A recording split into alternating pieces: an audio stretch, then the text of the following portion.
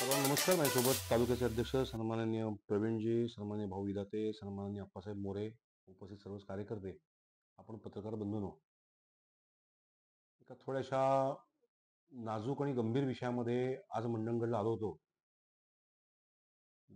Mandangad police स्थानकाचे police निरीक्षक श्री गवार यांची आम्ही एका विषयामध्ये आज भेट घेण्यासाठी सर्वच प्रमुख कार्यकर्ते आणि पदाधिकारी गेलो होतो.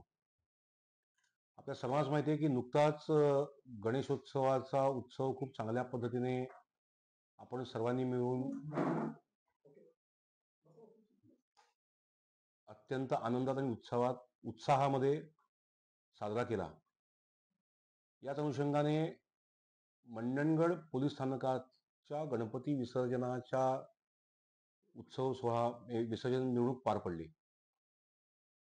त्यानंतर 8 तारखेला एक अत्यंत चुकीची पायंडा पाडणारी घटना मंडणगडमध्ये घडली आणि त्या अनुषंगाने काही विषय व्यक्तिगत माझ्यापर्यंत पोचले.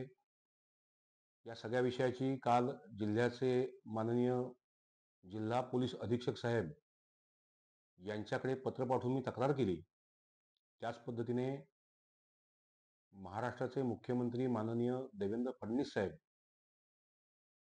भारतीय जनता पार्टीचे प्रदेशाचे अध्यक्ष सन्माननीय रवींद्र चव्हाण साहेब आणि या भागामध्ये संपर्क मंत्री म्हणून ज्यांना जबाबदारी दिली असे नितेश राणे साहेबांकडे एका अत्यंत गंभीर विषयाचं मी लक्ष वेधलं आणि त्याची काही पुढची माहिती घेण्यासाठी म्हणून मी आज मंडणगडला आलो होतो. मंडणगडमधील भिंगोलीला एक हॉटेल व्यावसायिक श्री चव्हाण यांचा मुलगा आकाश याला 8 तारखेपासून सातत्याने मंडणगड पोलीस स्थानकामध्ये अत्यंत अपमानास्पद पद्धतीने एखादा हिस्ट्री शीटर गुन्हेगाराला बोलवून नेतो आपण त्या पद्धतीने सातत्याने त्यांच्या व्यवसायाच्या ठिकाणी पोलिसांची गाडी पाठवून त्यांच्या गिराईकांमध्ये घबराट निर्माण होईल, त्यांचा व्यवसायच बंद पाडण्याच्या दृष्टीने आणि एकूणच खूप काही महत्वाचा सराईत गुन्हेगार आपण पकडतोय अशा पद्धतीने एका तरुण व्यावसायिकावरती, वयाचं वय 25 आहे, अशा आकाशवरती एक अतिशय दुर्दैवाची चुकीची घटना 8-9 तारखेपासून सुरू झाली. या सगळ्यामध्ये मंडणगड पोलीस स्थानकामध्ये सातत्याने त्यांना बोलवून घेतलं, तिथे अत्यंत अपमानास्पद वागणूक दिली, कोणतीही नोटीस दिलेली नाही, त्याच्या विरोधात कोणतीही तक्रार नाही. असं असतानाही एखाद्या तरुण मुलावरती अशा पद्धतीने पोलीस बळाचा वापर करून त्याला तिथे नेणं, त्याचं मानसिक खच्चीकरण होईल अशा पद्धतीने त्याला वागवणं, त्याचं आणि त्याच्या पूर्ण कुटुंब उद्ध्वस्त होईल अशा पद्धतीने रचना तयार करणं, असे काही गंभीर विषय सुरू होता. 9 तारखेला त्याला पोलीस स्थानकामध्ये मारहाणही झालेली आहे. या सगळ्याच्या विषयामध्ये मी काल सन्माननीय पोलीस अधीक्षक साहेबांना पत्र पाठवलं आणि आज आम्ही काही मंडळी, आकाशचे नातेवाईक असे पोलीस स्थानकामध्ये पोलीस निरीक्षक साहेबांना भेटायला गेलो होतो. त्यांना आम्ही असं विचारलं की बा नेमके गुन्हा काय आहे ते तरी तुम्ही सांगा, त्याच्यावर कुठली कंप्लेंट आहे का? तर कोणतीही कंप्लेंट नाही, कोणताही गुन्हा त्याच्यावरती दाखल नाही, यापूर्वीही त्याच्यावरती कोणताही गुन्हा दाखल नाही. खर तर आकाश हा अत्यंत आणि त्याचं कुटुंबीय हे वेगवेगळ्या सामाजिक कार्यामध्ये, समाजोपयोगी उपक्रमांमध्ये सातत्याने कार्यरत असणारं कुटुंब आहे.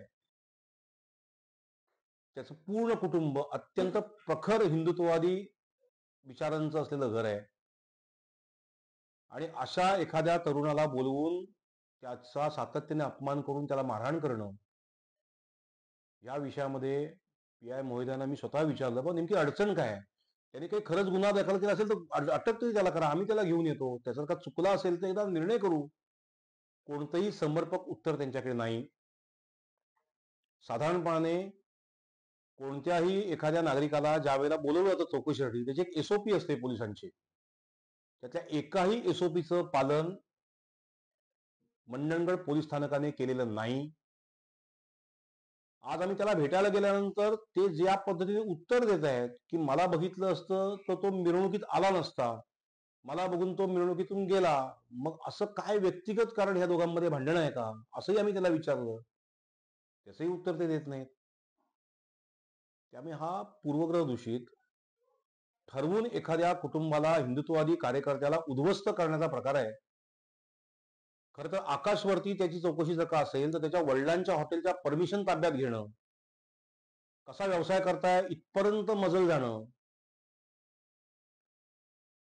पीआय महोदयांच्या चालकाने त्या ढकलून देऊन शिवीगाळ करणं हे अत्यंत गंभीर आहे. असा प्रकार आजपर्यंत मंडणगडमध्ये घडलेला कधीही कळलेला नाही किंवा माझ्या तरी कानावरती. मी अनेक वर्ष मंडणगडमध्ये येतोय. शेवटपर्यंत आता मी 1 तास पीआय महोदयांची चर्चा केली. कोणतीही माहिती ते देऊ शकत नाही. काय अडचण काय, तक्रार काय, चूक काय त्याची, का मारता तुम्ही त्याला, अजून त्याला किती वेळा तुम्ही चौकशीला बोलवणार हेही त्यांना विचारलं, त्याचंही उत्तर नाहीये. अत्यंत गंभीर विषय आहे. आज मी पुन्हा एकदा मुख्यमंत्री महोदयांना या विषयामध्ये पत्र लिहिणार आहे.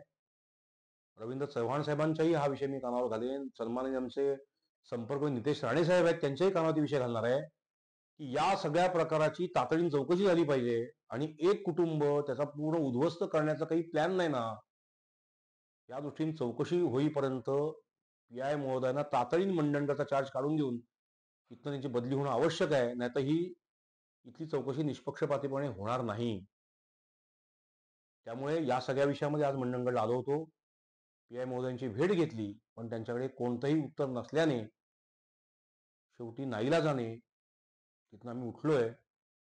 पण त्याचा परिणाम असा झालाय की जर त्यांनी काही उत्तर दिलं असतं तर त्या कुटुंबाला कळलं तरी असं झालंय काय, पण ते उत्तरच न दिल्यामुळे आणखीन त्यांचं मानसिक खच्चीकरण पूर्ण कुटुंबाचं झालंय. निश्चितपणे सगळेच लोक आम्ही सगळे, हा काय राजकीय विषयच नाही आमच्यासाठी, आम्ही सर्वच मंडळी या विषयामध्ये चव्हाण कुटुंबियांबरोबर राहू आणि ज्या कारणाने मारहाण केली गेली, ज्या कारणाने पोलीस स्टेशनची गाडी सातत्याने त्यांच्या धंद्याच्या ठिकाणी पाठवली गेली, या सगळ्याची चौकशी होईपर्यंत आणि या विषयामधल्या दोषी लोकांवरती कारवाई होईपर्यंत आम्ही कार्यकर्ते या विषयामध्ये कोणत्याही परिस्थितीत थांबणार नाही.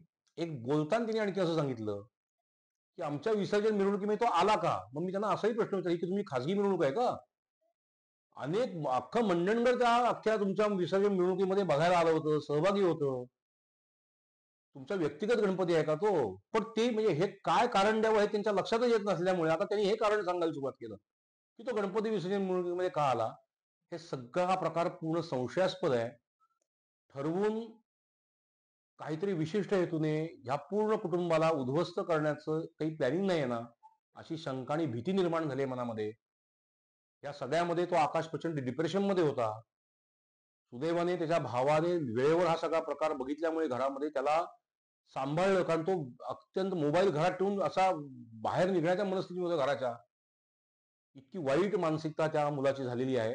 आम्ही सगळेजण ह्या कुटुंबाच्या बरोबर राहणार आहोत आणि जिथपर्यंत न्याय ह्या विषयात मिळणार नाही तोपर्यंत भारतीय जनता पार्टी ह्या विषयात स्वस्थ बसणार नाही. एवढा संदेश या निमित्तानं आपल्याला द्यायचा होता. धन्यवाद. आपल्याला काय विचारायचं आपण विचारावं. आपल्याकडे अशी संस्कृती नव्हती आणि मुळात एक एसओपी आहे ना, तुम्ही नोटीस द्या, त्याला बोलवून घ्या, त्यावेळी गुन्हा दाखल आहे का. आता मी विचार गुन्हा दाखल आहे का, एकदा म्हणतात नाही आणि एकदा म्हणतात असेल गुन्हा दाखल, तर तुमचं काय म्हणणं आहे. हे काय आहे, बोलणं होत नाही. आमचे दिवसभरातले सर्व अपडेट्स, ताज्या घडामोडी आणि थेट लाईव्ह पाहण्यासाठी सबस्क्राईब करा, लाईक करा कोकणचं नंबर 1 महा चॅनल कोकण 7 लाईनचं YouTube चॅनल.